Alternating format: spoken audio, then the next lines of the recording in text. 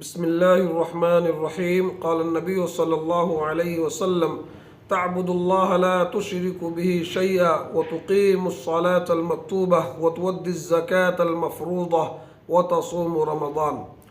حضرت ابو ہریرہ رضی اللہ تعالی عنہ کہتے ہیں، اللہ کے نبی صلی اللہ علیہ وسلم کی خدمت میں ایک دیہاتی صحابی رسول آئے اور انہوں نے عرض کیا کہ اللہ کے نبی، ہمیں کچھ اعمال ایسے بتلائیے جن کو کر کے میں جنت میں داخل ہو جاؤں۔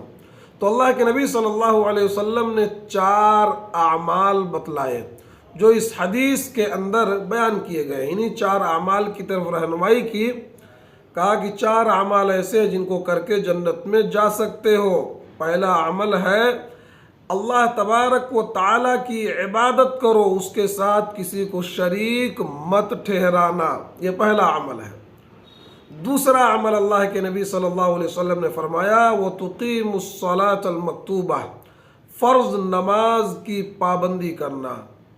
اور تیسری چیز فرمایا وَتُؤَدِّي الزَّكَاةَ الْمَفْرُوضَةَ، فرض زکوٰۃ کی ادائیگی کرنا۔ چوتھی چیز آپ نے فرمایا وَتَصُومُ رمضان، رمضان کے روزے رکھنا۔